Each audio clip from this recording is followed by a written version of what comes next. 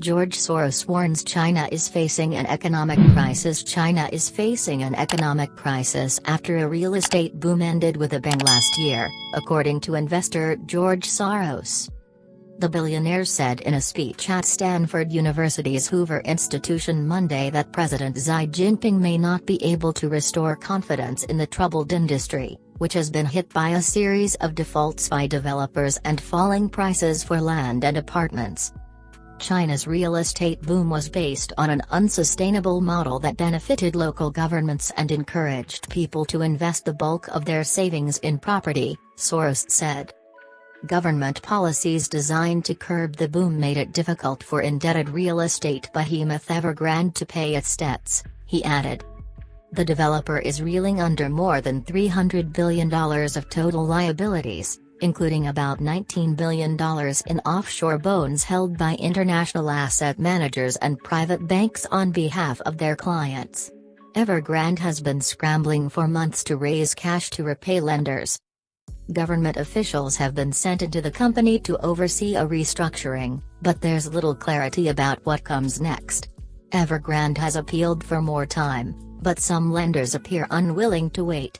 On Sunday, the company said that receivers had been appointed over a plot of land in Hong Kong, which it pledged as collateral against a $520 million loan last year.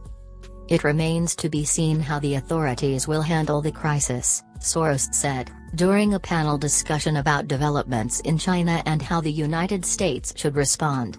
They may have postponed dealing with it for too long, because people's confidence has now been shaken. Soros has in recent years emerged as a prominent critic of Xi and China's ruling Communist Party.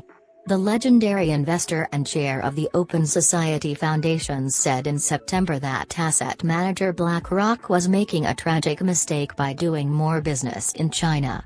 He has criticized Beijing over its surveillance policies and a crackdown on private business. The Chinese president now faces risks from the property market, according to Soros, who was speaking just days before the start of the Winter Olympics in Beijing.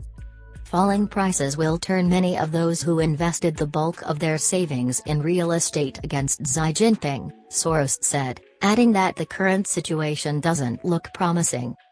Xi Jinping has many tools available to re-establish confidence, the question is whether he will use them properly, said Soros.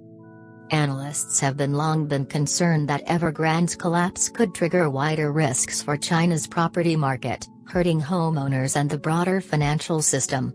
Real estate and related industries account for as much as 30% of the country's GDP.